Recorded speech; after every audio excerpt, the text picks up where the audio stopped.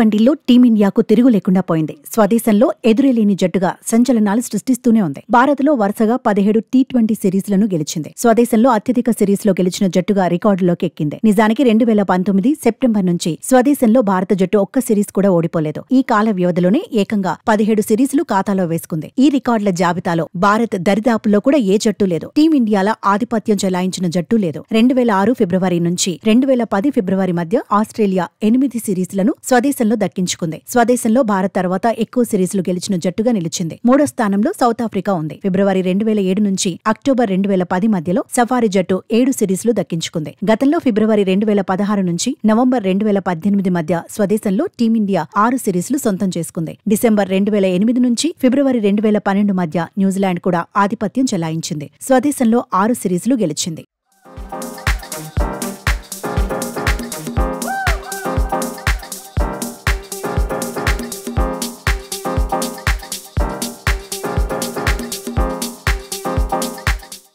టీ20లో team India top class team గా మారిపోయింది. ఇంగ్లాండ్తో T20 సిరీస్లో తొలి 2 మ్యాచ్లు గెలిచాక మూడో మ్యాచ్లో ఓడింది. అయితే ఆ ఓటమి నుంచి బయటపడింది. 4గో మ్యాచ్లో కఠిన పరిస్థితుల నుంచి బయటపడింది. ఓటమి ఖాయమనుకున్న దశలోనూ కాన్ఫిడెంట్ గా ఆడింది. కెప్టెన్ సూర్య కూడా సహచరులపై నమ్మకం ఉంచాడు. స్వేచ్ఛగా ఆడేలా చూశాడు. దీంతో 4గో మ్యాచ్లో టీమిండియా అదరగొట్టగలిగింది. అద్భుత విజయాన్ని అందుకోగలిగింది. నిజానికి టీమిండియా బ్యాటింగ్ చేసినప్పుడు తడబడింది. ఓ దశలో 12 పరుగులకే 3 వికెట్లు కోల్పోయింది. కానీ సీన్ కట్ చేస్తే 20 ఓవర్లలో 181 పరుగులు చేసింది. శివం దుబే, హార్దిక్ పాండ్యా అద్భుతంగా రాణించాడు. హాఫ్ సెంచరీలతో మెరిశారు. సంజు శాంసన్, తిలక్ వర్మ, సూర్యకుమార్ యాదవ్ ఫెయిల్ అయిన భారత్ స్కోర్ 180 పరుగులు దాటిందంటే అందుకు కారణం శివం దుబే, హార్దిక్ పాండ్యానే. అయితే 182 పరుగుల టార్గెట్ చేజ్లో ఇంగ్లాండ్ తగ్గేదే లేదంది. 5 ఓవర్ల వరకు ఒక్క వికెట్ కూడా కోల్పోకుండా 53 పరుగులు చేసింది. 182 పరుగుల టార్గెట్ ను ఉఫ్ మని ఊదేస్తుందేమో అనిపించింది. కానీ డకెట్ ను బిష్నోయ్ అవుట్ చేశాక సీన్ మారింది. ఇంగ్లాండ్ 67 పరుగులకు 3 వికెట్లు కోల్పోయింది. దుబే ప్లేస్ లో కంకషన్ సబ్స్టిట్యూట్ గా దిగిన హర్షిత్ రాణించాడు. అయితే బ్రూక్ అటాక్ చేయడంతో 34 బంతుల్లో 53 పరుగులకే ఈక్వేషన్ చేంజ్ అయింది. చివర్లో వరుణ్ చక్రవర్తి,